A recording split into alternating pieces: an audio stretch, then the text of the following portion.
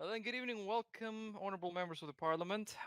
My name is Speaker Rorschach. I will be directing the next session here, and it is recorded under the 9th of Thursday, 2020, this April. The floor is about to open up with the permission of the Prime Minister to open up with one of the bills sponsored by the Right Honourable Member Old Ravenwood, and is a financial framework bill introduced by the member state Levin tax in this case here. The office of the speaker would like to present and open up the floor, and at the same time, if you would like, I would be more than honored to stream the actual bill so we can all read it at the same time. You may all join the live session.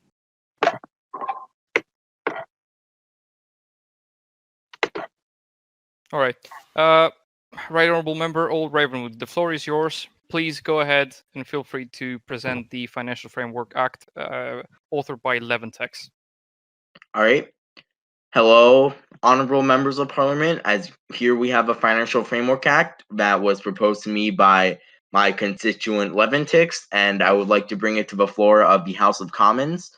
First up, we have Article 1, Preamble, acknowledging that economic gameplay can be an enrichment to the political gameplay which already exists, noting that having a financial system needs the necessary legislative framework, reminding that a financial framework system needs to be accessible to all, as user-friendly as possible, and open to foreign and external partners and regions, with the possibility to expand our economic endeavors to the interregional stage, and knowing that an in-game solution where currency is created for the Enadian people and the government to exchange with and between private and public people and or organizations can empower the political playing field in Nadia, that is establishing the bill and what it aims to accomplish.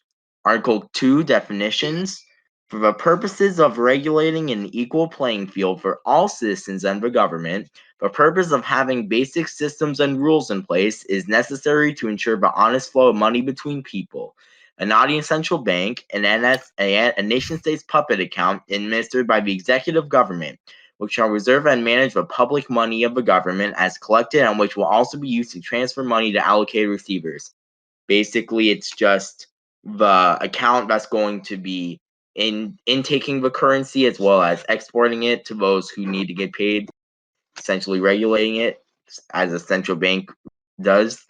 Trading cards, the in-game money used to represent a value which can be exchanged between people, group, organizations. That's the currency in this case. The whole currency that you see throughout this bill is going to be nation-states trading cards, which you can trade and trade in for currency, which is how we can pay. Economic puppet account, a puppet nation, non-human player, which has the sole purpose to solve in-game issues to gain more trading cards and thus money, and transfer these gains to a main or World Assembly nation active citizen, basically having 2 or more time income. Issue mining, the action of solving issues in a game in order to gain new and more trading cards, money. Article 3 is the prohibition of issue mining and illegal exchange of trading cards. This is basically ensuring that someone can't just open up a bunch of accounts to solve issues and get more currency than someone else just through having puppets. In order to create an equal playing field for citizens and organizations to exchange money with a value which remains value without devaluation of that money, the so-called printing of money or issue mining shall be prohibited in set defined circumstances.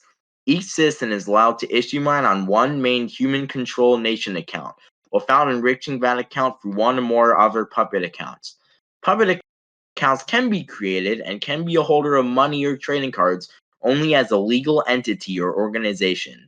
However, that organization or group cannot mine for issue at any time, and each puppet account must be registered to Enadian citizens.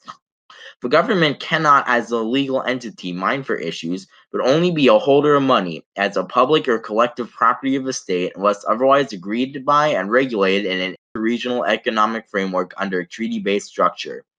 Foreign exchange of money outside of Enadia is strictly forbidden unless agreed upon by a treaty-based economic framework between Enadia and the third and the other region under constitutional provisions. Article 4 is all about the central bank. The collective money of Enadia or the financial reserves of the government shall be administered by a central bank and government department on finance heading the bank. Furthermore, it's a central bank tasked with the creation of a government budget describing the financial expenditures of the government, the income of money by the state. Each budget proposal must be approved by the legislature in a simple majority vote. It's just saying the responsibilities and duties of a central bank that's established in the legislation. Article 5, Prohibition on Slavery. Having a financial framework will result in the exchange of money in return for services or work input by individuals, groups, organizations. Therefore, agreeing that services granted by individuals or other entities can never be free of charge, both in the public as in the private sphere of labor and work environment. The government is obliged to pay civil service, politicians, and other mandate holders for their contributions to the state. The loans or slavery of these people working for government will be defined by law, and for the private exchange of work or services defined in a private contract between the parties. Basically, just you have to pay people for jobs. Article 6, exchange of trading cards. It's almost done, guys. Don't worry. The flow of money in Enadia shall occur in-game by shall represent a defined value. Season 2 trading cards will be the only official Enadian currency or money used and accepted. The exchange between individuals or with the state will occur through gifting, in-game action, of trading cards to the other recipient. The exchange of trading cards through the in-game market will not be seen as a correct exchange of money between player and the receiver. However, each citizen is allowed to enrich themselves with money through the in-game market hub, understanding this as the only exception to rules described in Article 3. Alright. And Article 7, registration of private groups, organizations allowed to hold money. Depending upon the registration of legal entities, no citizen or person in Enadia willing to hold money and participate in the financial system. These private organizations have to be located in Enadia and form a private entity by delivering services and paying employees for an employee relationship. These organizations can be further defined by law. The agency administering the private organization registry shall be maintained by the government. Only POR organizations allowed to exchange money with Enadians and vice versa. Basically, it's just saying that this is the organizations registered that are allowed to hold and distribute money. So, like Central Bank, for example, would be one of these private groups that would be allowed to hold money. And then Article 8, in order to ensure the equal playing field for citizens, all puppet accounts in Enadia are required to register in a citizen registry, which shall be maintained by the Interior Affairs Department, with the aim of controlling the financial activities abroad and domestic, just to ensure people don't have puppets. Article 9, judicial enforcement. The Enadian government can investigate breaches against the articles defined above and prepare a court case before the court to correct illegal financial activities made by private individuals, groups, organizations. But judicial enforcement of the act by the court shall be at least the confiscation of illegally added money by the violated and a possible financial penalty under other penalty appropriate to the crime. And then there's one more article, I think. Yep. Then Article 10, expire clause. Obviously, this is something that hasn't been done before, so we added in an expire clause so that if this doesn't work, we can get rid of it. A financial framework shall be implemented on a temporary notice, introducing the system as a pilot project. Law will take effect as a temporary law for 2 months following an evaluation of the government. Afterwards, Parliament has to reconfirm the legislation in a revote following the definitive and normal coming effectiveness law. So, I know it's a long one. Back to you, Speaker. Right, Honorable Member Ravenwood. The Office of the Speaker would like to, first of all, thank you for reading out the entire bill to us. But at the same time, we would love to hold every MP accountable to actually already know what the bill is actually talking about, so we don't have to read a long bill of 10 articles. Nevertheless, Since this is the first time that we're actually sorry, I doing thought it, you wanted a complete reading. it is absolutely fine. Please, in order to respect each other and make everybody's voices being heard in this case here, I would like to point out to the right honorable members of the parliament that they should be subjects of raising their hand before speaking, because we need to respect everybody, especially all of us here. With that Where being do you said, want us to do that? That was my question. the office of okay, under the parliament chat, that's the official channel where MPs are supposed to gather. With that being said, I would like to point out that the bill is open for discussion. Is anyone who would like to take first the floor? Me. Prime Minister, Mr. Prime Minister, the floor is yours. I think I should briefly respond to the proposed legislation on behalf of the government. Okay. Absolutely.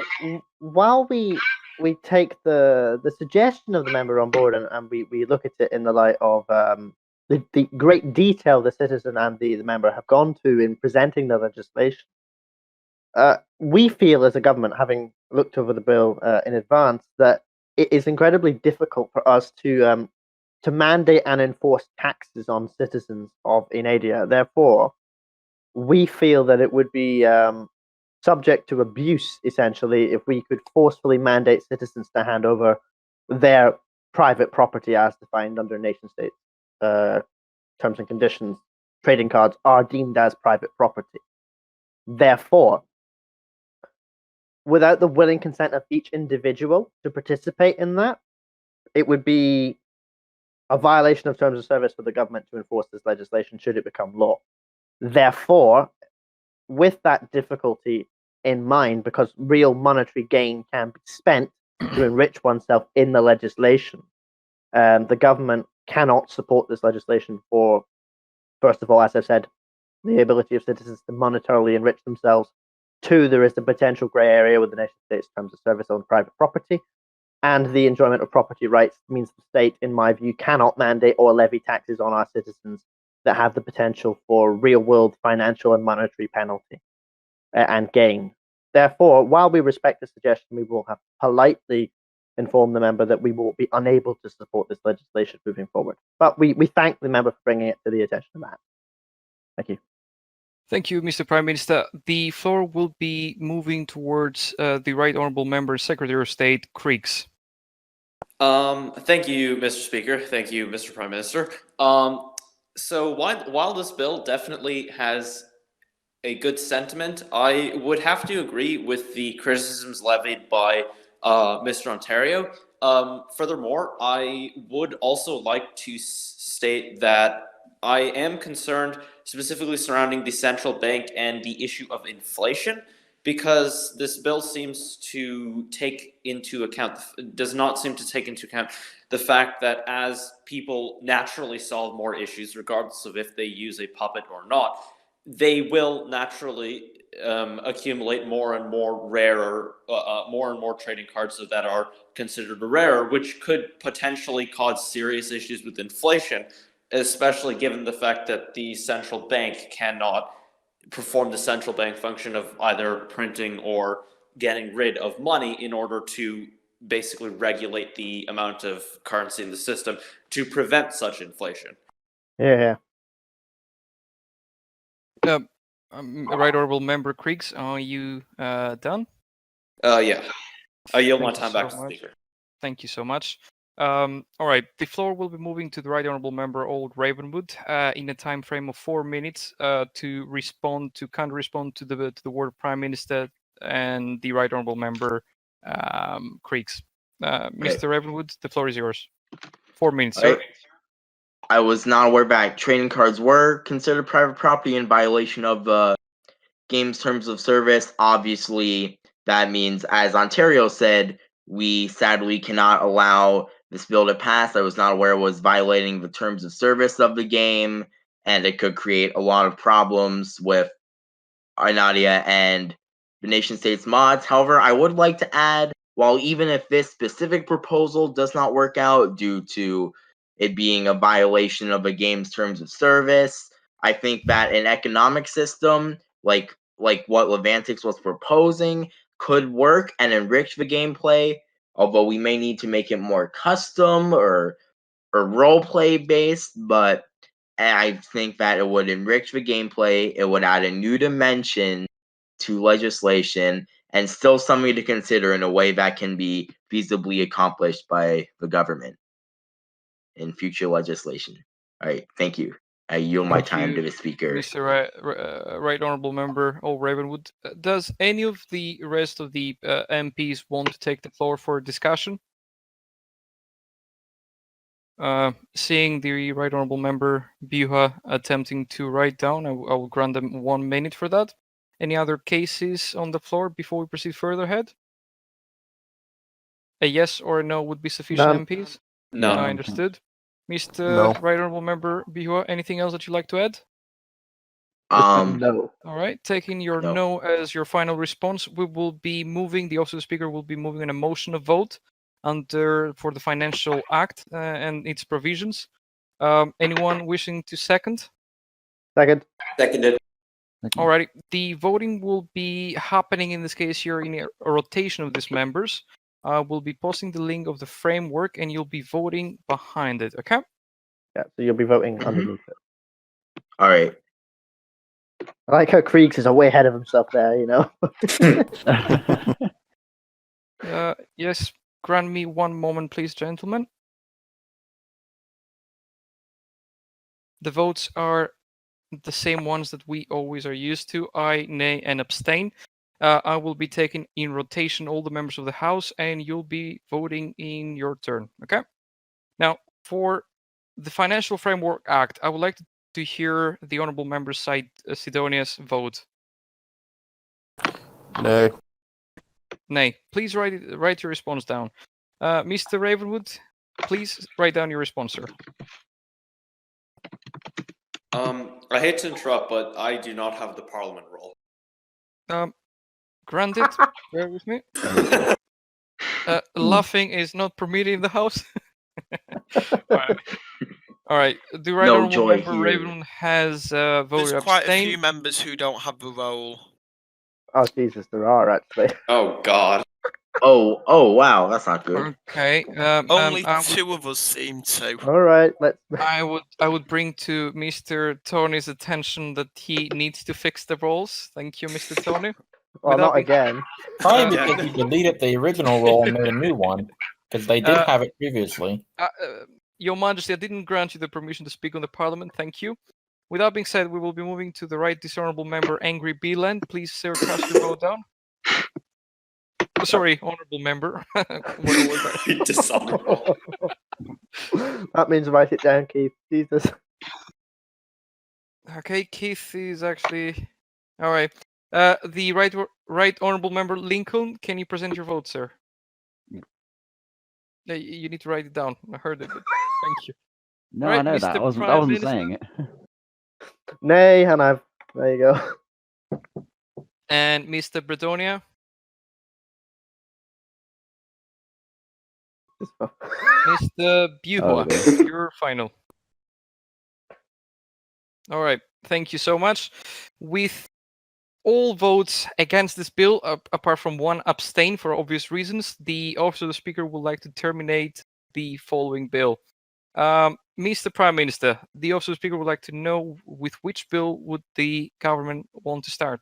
The Secretary of State for the Interior will be proceeding with the modes of address bill presentation. Right. Let me find the link. Secretary of State. The modes of address bill, right? That's correct. Thank you, Mr. Prime Minister. I will be opening the presentation.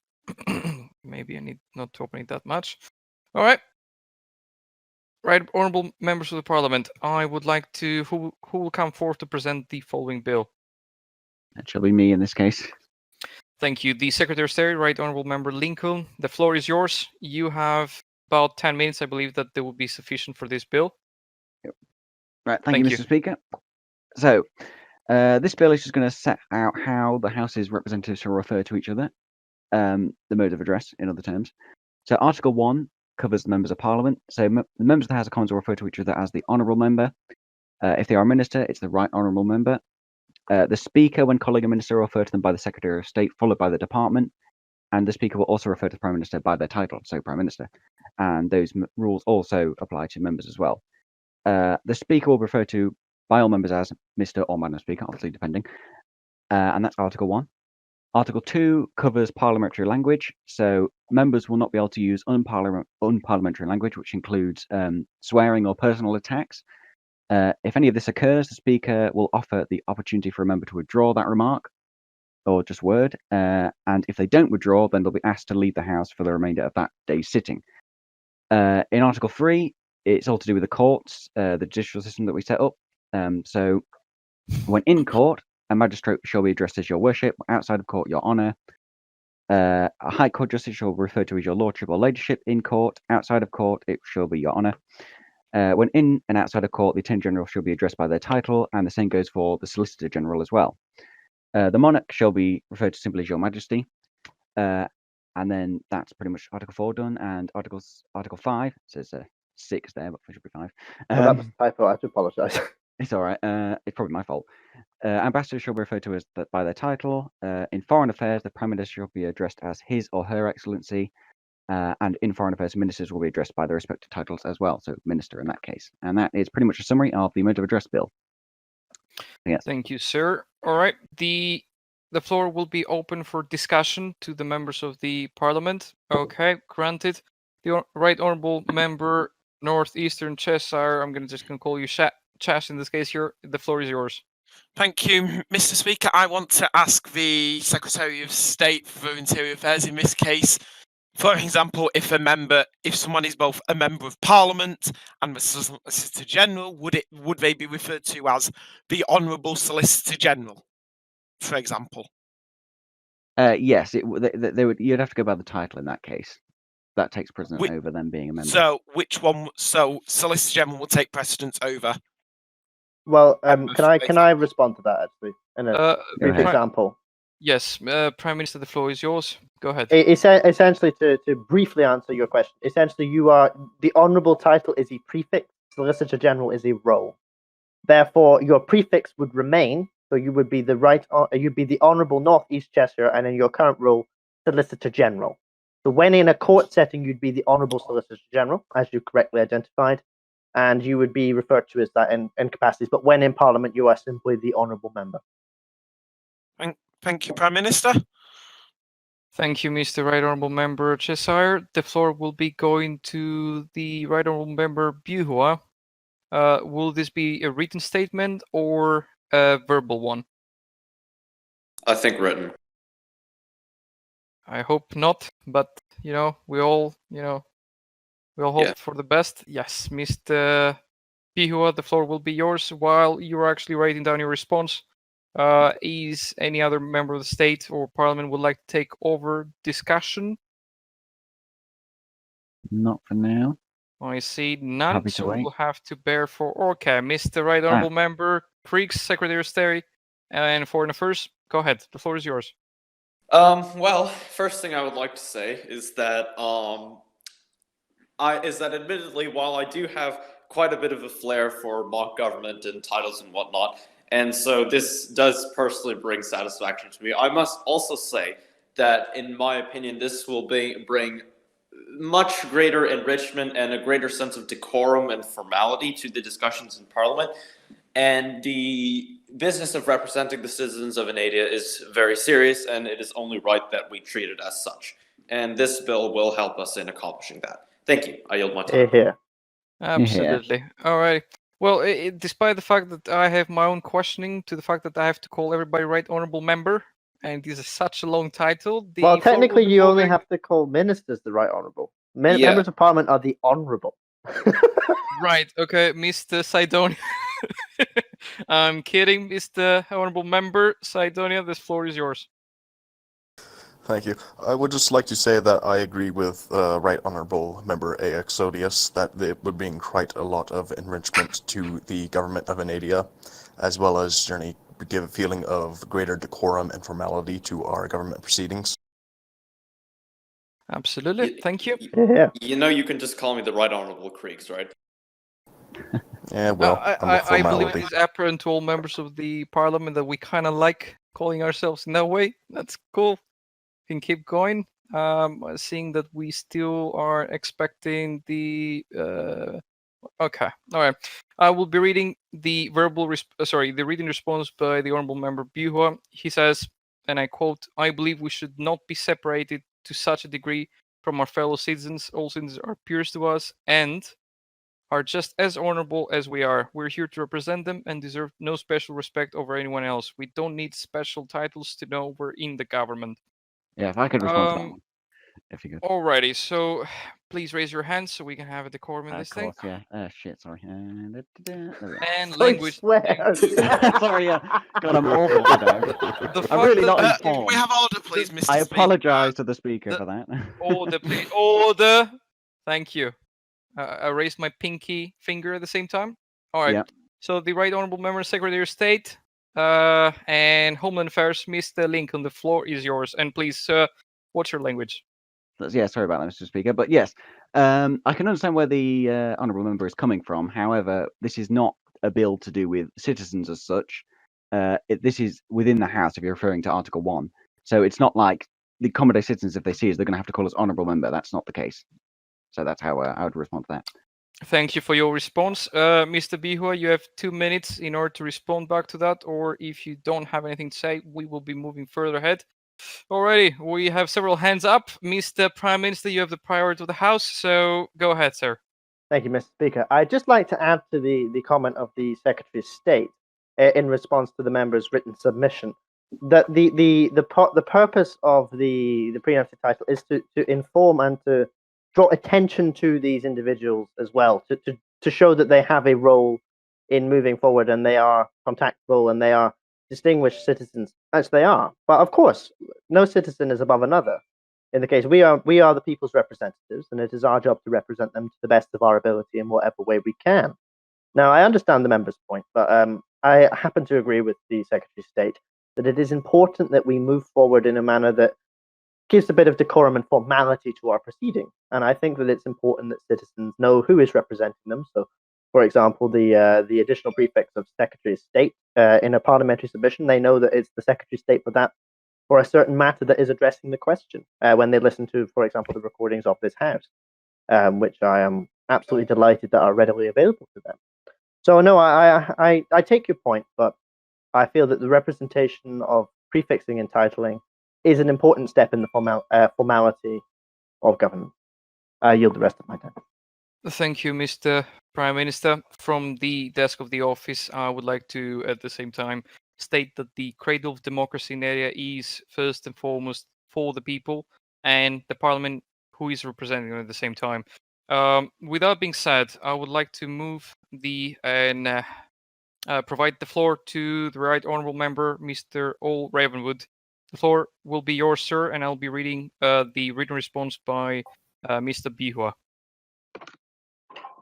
So I'll keep this short, as a lot of other members, such as the Right Honourable Prime Minister Ontario and the Right Honourable Member Lincoln have already stated. These new titles for us in Parliament aren't to, as the Honourable Member Buha was suggesting, separate the Parliament from our fellow Enadians or put us on a different level. It's merely to enrich your proceedings of a Parliament and make it more official and make it more governmental and parliamentary. And while it may seem trivial to have titles, in the end it really does a lot in terms of enriching the government and adding to its meaning and the responsibilities that come with being a member of it. And I yield my time back to the speaker.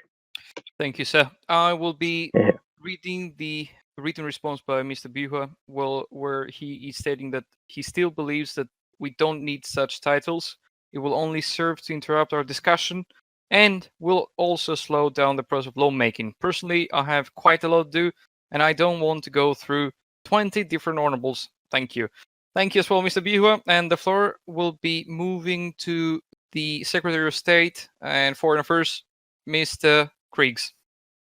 Thank you, Mr. Speaker. I would like to address another point which adds to the fact that these titles could even prove useful in our work in foreign affairs. The simple fact of the matter is that many regions, when they look for foreign affairs partners, often look for regions that act with a degree of decorum and formality and a degree of basically maturity, a degree, basically a government that shows that they take their commitment seriously and they're not just fooling around.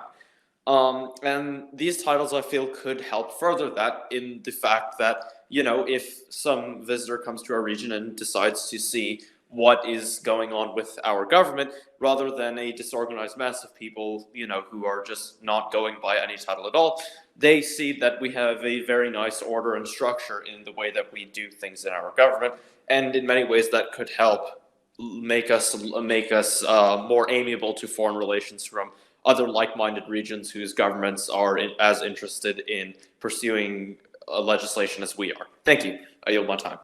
Thank you. At the same time, I would like to officially inform that this bill, I believe that the discussion over this bill has concluded to a substantial point, and I will be providing 6 more minutes of discussion. The floor will be moving to the honourable member, Mr. Cheshire, who would like to take over the floor. Sir, the floor is yours. Thank you, Mr. Speaker. I would say that what I was going to say is pretty much being covered by the Right Honourable Secretary of State for Foreign Affairs, Mr. Exodius, and therefore I think it may be prudent for the House to move to a vote at this point. Second. Granted. Second. All right. Okay. Calm. Thirded. Nice. All right. We've got plenty of work to do today, gentlemen.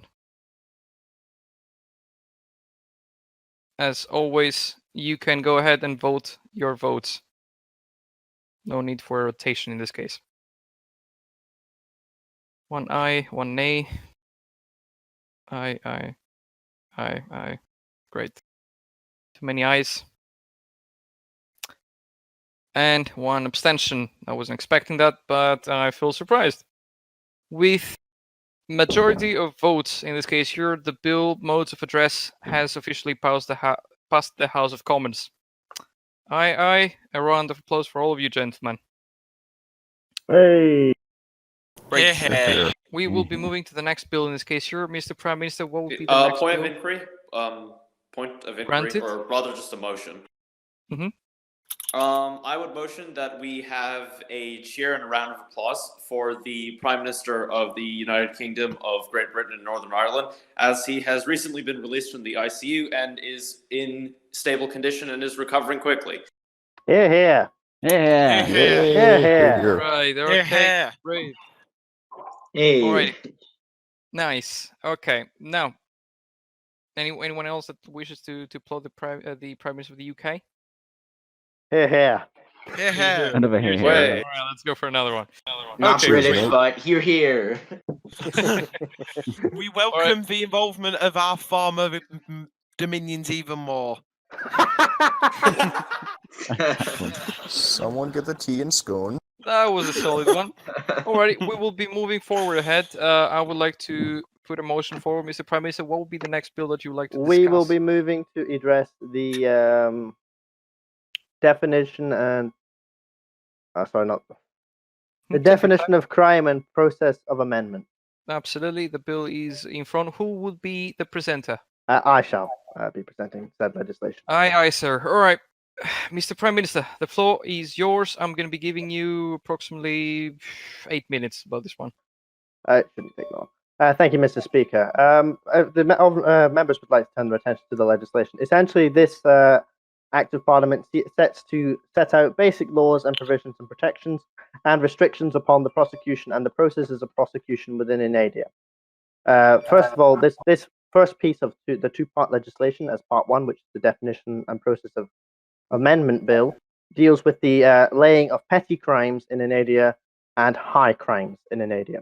So essentially, if you turn your attention to Article 1, the Magistrates' Court, you will find listed a general list of petty crimes. What this list intends to do is integrate several rules within the Enadian discord and in the region into formal laws which can be prosecuted in a court, therefore giving the Magistrate Court and the High Court a functionality as both a first pole of prosecution and of appeal within the region.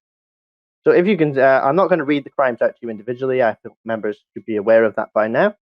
But as you can see, there is a list there of crimes and prohibitions within the region which will be culpable within a court of law within Enadia.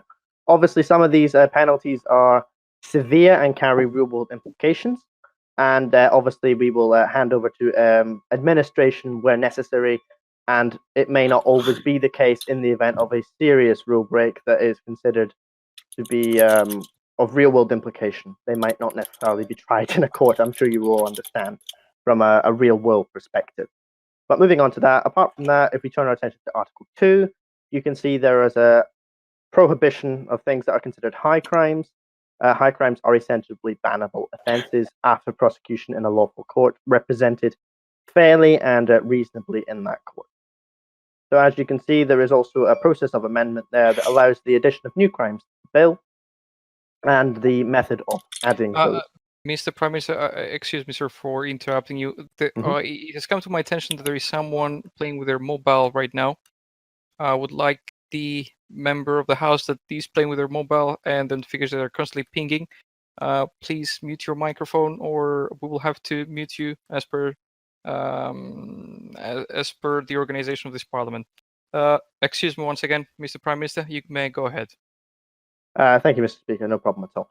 Essentially, I was just going to the end of my remarks there. Should there be questions on these crimes and the implications they have, I will be happy to take them in the duration of this debate.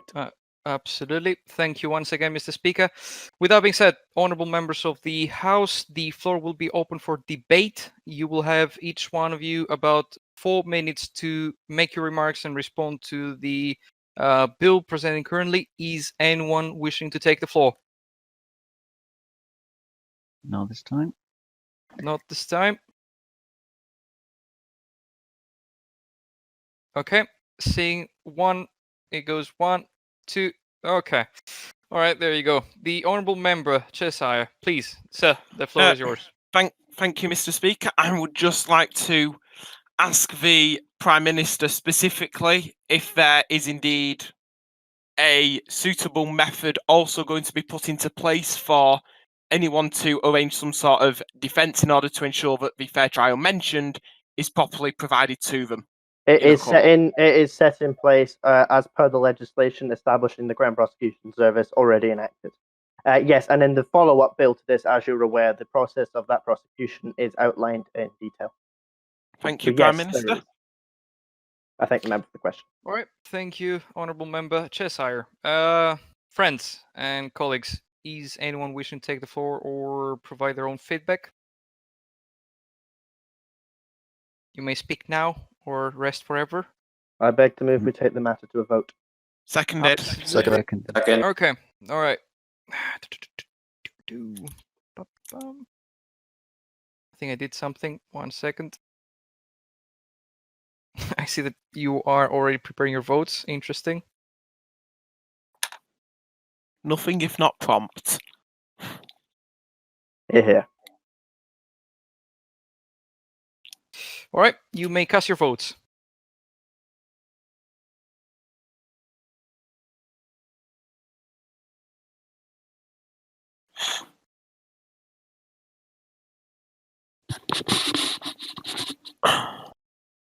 And another abstention by Mr. Bredonia.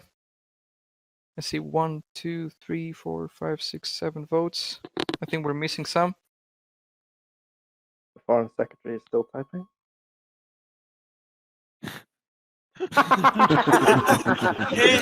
Yeah. May I just put on record my agreement with the statement made by the Foreign Secretary? Absolutely, yeah. You can go ahead. You read it out then, Cato. It is indeed important we have fair trials to prevent communism or other such authoritarian regimes. All right. Can't have the fascist feeling unrepresented, can we? And my disappointment is immeasurable and my day is ruined. That's nice. That's achievement in the House. All right. The bill has actually passed. No time for hair. time to move on to the next bill. Mr. Prime Minister, which one would you like the government to introduce? We will be moving to the pair legislation for this act, which is the let me just check the title. Make sure I get it. The Definition of Rights and Methods of Prosecution Bill. That's right. I shall be presenting said legislation. Absolutely. All right. Mr. Prime Minister, you may go ahead. Thank you, Mr. Speaker. As members will be aware, we have just passed a piece of companion legislation to go with this bill. The drafting of said legislation was a team effort, and I was pleased to have the involvement of the Minister of Justice, who is not with us this evening, as he is, to put on the record, attending an event with some friends as they're getting together for a bit of community spirit during the coronavirus. And absolutely, and outbreak. they didn't really inform me about this. Yes, matter. the member apologized. It was a last minute thing. I do apologize on his behalf. Apology, I will absolutely. Yeah. now move to the bill. Mhm. Essentially, the purpose of this bill is to establish a further clarification of the rights outlined in the Bill of Rights in regard to prosecutions and the methods of prosecutions within Enadia and how those prosecutions should take place, to ensure that those crimes are that the inalienable rights of citizens aren't damaged during prosecution. Obviously, when an individual is, as it states in the bill, in prison, they forfeit the ability of certain rights and freedoms for the duration of that process. I'm not sure members would have a disagreement with that, as that is how a court of law does function. It is important to recognise that the Solicitor General and Attorney General both viewed this legislation before it was presented, and I am pleased to announce that the government has accepted the amendment of the Solicitor General to said legislation. He noted importantly that there was a clause that on the cessation of office that government officials should be held culpable for bribery of monetary gain, and that had been overlooked by myself when drafting the legislation with the Minister of Justice. The bill is rather self-explanatory. It just sets out the process of prosecution and the role of individuals and the freedoms and associations they can have during that process. It also adds that how judgments must be carried and how the fair trial must take place in a free and independent trial or tribunal, which is obviously established by the Magistrate Courts Act. I will take questions on this now, because I don't really think I can explain much more about it without taking questions. Absolutely. We will be moving to the questioning session. The debate for this bill will be for about 10 minutes long. And in this case here, we have already 3 honorable members that wish to take the floor. Mr. Bihua, I believe that you'll be writing down your own response. So you may go ahead. And while you're doing so, the floor will be moving to a verbal discussion by the honorable member, Cheshire. Thank you, Mr. Speaker. May I first thank the Prime Minister and the government for taking on board my amendment, because I believe that it is important that we do not provide the possibility for members to misbehave in an office, and that involves them being given the trust of the citizenry, and for them to then go and betray the trust bestowed upon them. Therefore, I put the amendment that if a member has given or received a bribe, that they should still be prosecutable for that. And once again, I would like to thank the Prime Minister and the government for taking that amendment on board. I yield my time. Here. Here indeed. And the floor will be moving to the right honorable member, Mr. Ravenwood. Just have a quick question about the bill. I was wondering, to what extent does the freedom of speech become forfeited by a government official, as outlined in the bill and in our Bill of Rights? In the I thank the member, the honourable member for his question. It is an important one, and I note that the cessation of freedom of speech it applies to collective cabinet responsibility. So, should that government member share government information and documents without the consent of the state, and otherwise, citizens are free to go along their life as long as they do not share privileged information. That is essentially what the notification of the legislation states.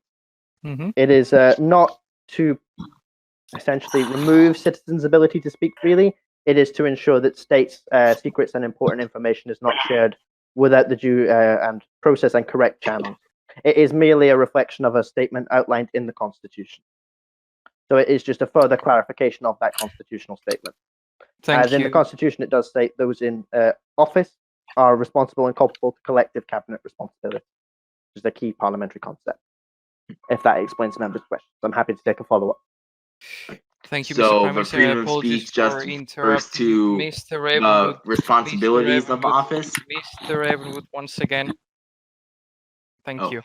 We will be reading, first of all, the written response by Mr. Bihua, because maybe members of the House would like to make a response to that before we move to your response to the Prime Minister. In this case, the reason why we're doing that is to respect the time frame of Bihua's typing abilities. So in this case here, he has quoted one of the bill sections, which is upon the succession of office, a nation shall not be able to speak on government affairs that took place in their term in public office. If such affairs are released in the public sphere, the offending nation shall be immediately prosecuted in the High Court unless the government has declassified this information. Practically the NDA in this case here. I would like to be reading their statement as well, where they state that I must say, I find this unacceptable. The government should have nothing to hide to our members, just as they shouldn't have anything to hide from us. Our government should trust our people. We must be as trustworthy as we can. I don't think I need to explain why I find the relative irrelevant threats we may be damaged by stopped being a real danger around a year ago. I hope you can agree with me. As a side note, would this mean people may be prosecuted by things they did before the enacting of this law? Thank you. Mr. Cheshire, I will be moving, first of all, the floor to Mr. Ravenwood so they can respond to the Prime Minister. We will be responding to Mr. Bihua's time, and then we will be taking you, sir. That came out wrong. Okay, Mr. Ravenwood, you may go ahead. All right. Okay, so this was just going by how you're saying the freedom of speech elaborates on the Constitution and the responsibilities. So I want to clarify. So in this instance, defined by the bill, the freedom of speech means it refers to like the fulfilling of the responsibilities of the cabinet officers and the parliament members. In the case of the responding to the cabinet statement, it is the enhanced duty of cabinet to be and have access to privileged information that could potentially be damaging should it be published in the middle of a negotiation, for example. So say we're negotiating with another region, and in the past, in a private discussions, ministers have said something less than desirable, and another minister decides that he wants to make that public knowledge. That has the potential to damage our standing. So therefore, that information is classified. It is kept within the cabinet sphere. So it is privileged information. The minister does not possess the right to share that privileged information without the declassification of that information by the government. I absolutely agree, just to briefly pick up on Bruja's point, that information should be published. I absolutely agree that cabinet information should be published, but it should not be published when that information is sensitive. So I do take the member's point and I respect it, but I feel like these points can be answered together. So essentially, the government should be transparent, absolutely, and members should have a large degree of free speech. But when you are an employee of the state, particularly a minister, you have responsibilities, and things you say carry great weight and can potentially be damaging if released in the wrong context. So if we're having a dispute with the AOR, for example, and the government is willing to escalate that step, say to hold a referendum on membership, and you inform the AOR of that as a minister without the consent of the Canadian state, you have undermined our foreign affairs portfolio and have violated the collective confidence that you must bear as a representative. So it's really about ensuring that information is protected. It's a non-disclosure agreement in a real-world sense. It's called collective cabinet responsibility in Britain, for example. But in the real world, it would be an NDA, essentially. Thank you. I would like to bring a hear motion for the protection of the privacy and security of our citizens and the cabinet at the same time. Yeah. Yeah. Here. That's the most dead hear I've ever seen in my entire life. You should all be ashamed of yourselves. Mr. Honourable Member Cheshire, the floor will be moving to you, sir. Thank you for your patience. Thank you, Mr. Speaker. I would like to first echo the Prime Minister's statement so far regarding the Honourable Member Behua's question. And as I know, I think my understanding of the law, now of course, since the Prime Minister is the author, he can correct me if he thinks I'm interpreting this wrong.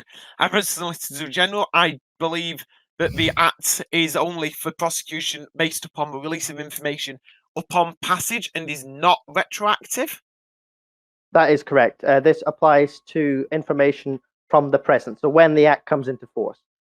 So this would not apply to previous informational leaks unless they took place after the passage of the new Constitution.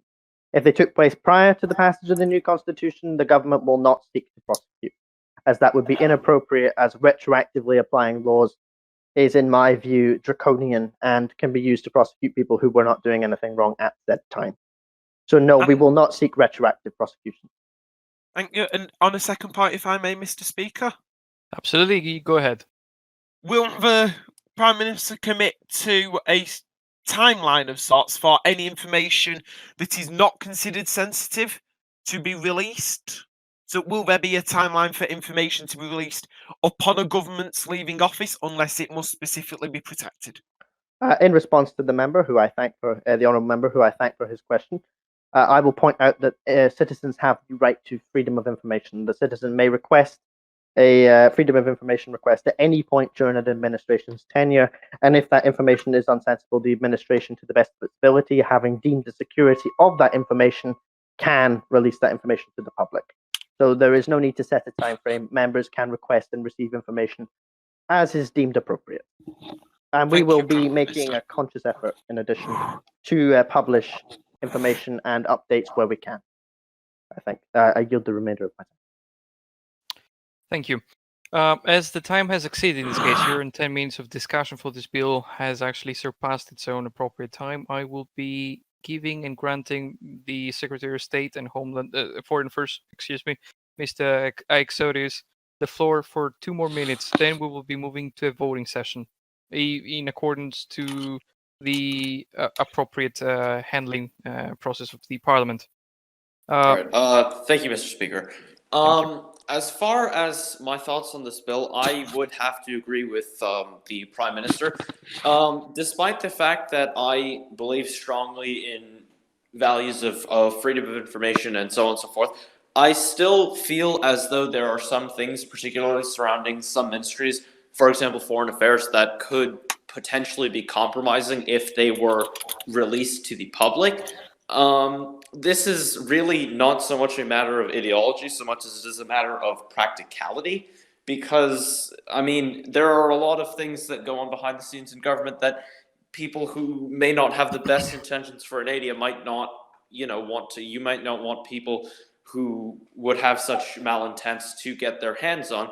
That's just the simple reality of the world we live in, and it's idealistic and, quite frankly, a little silly to expect otherwise of some of our less than friendly neighbors on nation states. Thank you. Yeah. Thank you as well. Yeah. And here indeed. Here. Alrighty. I'm not sure if anyone else has to add anything to that, but it is actually too late now. You didn't raise your hands in time. I beg to With move that that we being put said, the Seconded. that's what I was actually doing. Second. Members of the House, you may go ahead and vote. Jesus Christ, this is the Hunger Games. An abstention. 2 abstentions. And yeah, Mr. Bredonia, I beg to ask, sir, is there something going on today? I'm not sure what's going on. He disagrees with the concept of CCR, which is why he's abstaining. Okay, yeah, all right. The government was And, notified in alright. advance, and I said he could. Absolutely. With that being said, we will be moving forward to the next bill. I think we have discussed already 1, 2, 3 bills so far, right? And we have 4. 2 more. I 4? think. 4. 4. I've lost Yeah, we've time. discussed 4. Can you We've believe got fourth one one was more not to the- go, I think. There's just for Two more to prohibiting go. foreign- 2 more to go. It's just for prohibiting foreign solicitors in regional communications bill amendment. Indeed. That is left, I do The believe. financial was No, we've got Yeah. one was national illegal. celebrations bill to look at after that, which will take you. Yeah, I also had to make the a statement on a celebration couple bill of will be things moving foreign forward affairs the wise. next time. We have these bills for review at the time being. So we have All right. done. Well, this is the last address. one then. Yep, definition of rights, financial framework, definition of crime. Great. Okay. Right. Then where the Who government will will now be moving foreign solicitors amendment. Okay, absolutely. Who will be representing this? The Secretary of State for the Interior. Absolutely. Mr. Lincoln, are you ready? I am indeed. Secretary Lincoln of Homeland Affairs, the floor is yours. Thank you, Mr. Speaker. So Let me just open up the bill. Oh, Yeah, go ahead. No, absolutely. Apologies. Sorry. This is an amendment to a piece of previous government legislation, and we're just gonna. It's basically like an edit to bring it more in line with the constitutional changes we've already made. So there's two brief articles to this. One of them defines what we mean.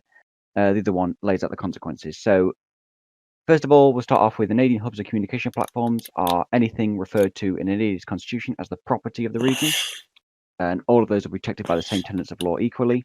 Soliciting will be defined as advertising services for another region in an intrusive manner, and that will be recognised as an offence. And foreign solicitors will be defined as players that are not Canadian citizens that are posting advertisements and will not be allowed to post said advertisements in any regard without permission from the government. And this rule applies also to diplomats and the use of puppet accounts to post advertisements for another region. Article 2 is the consequences that we've redefined. So the first instance of this happening will be met with a formal warning from the government.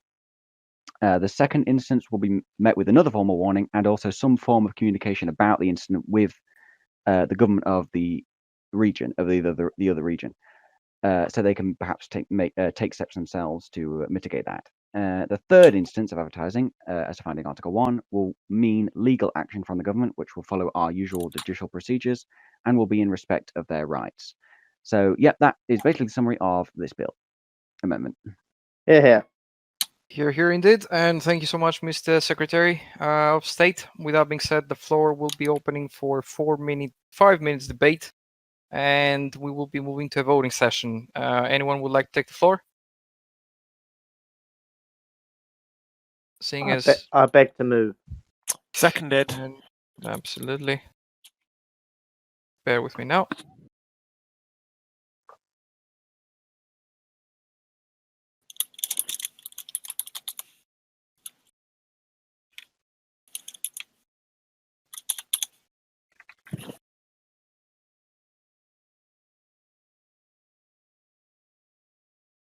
I see you're already preparing your responses.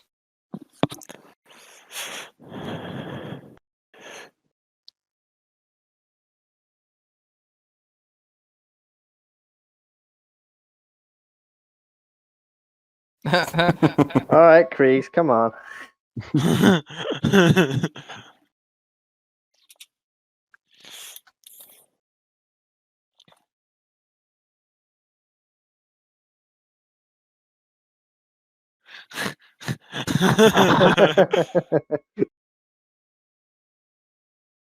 Okay. You can Anyone fix else? that, Kreese.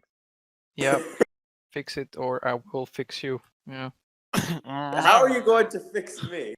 Oh May my. May I just point out to the speaker that that was a somewhat suggestive remark, and I would ask that he maybe does not make such remarks in future. Absolutely, yeah. Here, Outside here, Parliament. I believe that falls under Here, risque. Mr. Speaker, Oh, point God, of no. order. Point of order, God. All right. Well, with that being said, the final bill has been passed with absolute majority. And, Notification. okay, Mr. Honourable Member Cheshire, the floor will be yours once again. Thank you, Mr. Speaker. I would like to ask the Prime Minister if he would consider introducing some sort of mechanism or framework in the House so that members may be allowed to ask questions of either himself or his ministers if they feel that there is something that the Minister or the Prime Minister should be sharing with the House and other citizens. Will the Prime Minister commit to some sort of mechanism for prime ministerial and ministerial questions from the House? Thank you, Mr. Cheshire. Prime Minister, 2 minutes. I thank the member for his response. His question, the honourable member, is absolutely right. In my view, the government is absolutely delighted to provide a prime ministerial opportunity, and we will be scheduling a formal vocal PMQ and ministerial questions on the second sitting of this week, following negotiations with the Speaker, should that be appropriate. I'm happy to take any questions members may have on that date. So absolutely, the government is happy to commit. Prime Minister. I'm not sure whether I had the Prime Minister disconnected for a second, but there was a brief moment that their microphone cut off. Basically, I said that yes, I'm happy to take Prime Minister's questions at the next sitting. Thank you. With that being said, the floor will be moving to the Right Honourable Member and Secretary of Foreign Affairs, Mr. Exodus. Right. So I have two statements I have to make regarding the AOR, in fact. Okay. The first one being about the recent resignation of Vice Chancellor Samuel, and the second being of my appointment as ambassador to the AOR. So I will first address the issue surrounding Samuel's recent resignation as the Vice Chancellor. So it is the position of the government that the AOR is in the wrong for not providing us the reason for Samuel's resignation. He is one of our citizens, and therefore it is the right of Canadians to know why it is that he has resigned from government. And this is a nice segue, in fact, into the next thing specifically surrounding my appointment as ambassador to the AOR. And in this capacity, I will certainly try and hold the AOR more to account, and in line with our campaign promise of providing a more review and look into our relationship with the AOR to make sure that everything we do with them is truly beneficial for us rather than only beneficial for those other regions in the AOR. And I will also be focusing more on making sure that the AOR government is held to account when it comes to dealing with our citizens. In cases, for example, like Samuel's, where a citizen either resigns or is dismissed, I will make sure that Canadians have access to that information rather than it being held back by the AOR. Thank you. Thank you, Right Honourable Member. Any other statements before the closure of the plenary session? Nothing further. Nothing further. Anyone else? I beg to move this House does now adjourn. Second. Absolutely. Okay. You Seconded. Absolutely. You are all dismissed then. Thank you. One sec. Thank you, everyone. Thank you. Now, Thank William. you. Hey, thank you guys. Okay. Now, just a William, second. you do have to answer. You still do have to answer a question. Can we let the bot go and then we can, Oh yeah, shoot. Absolutely. Yeah. Thank you for ruining the recording, by the way. Just saying.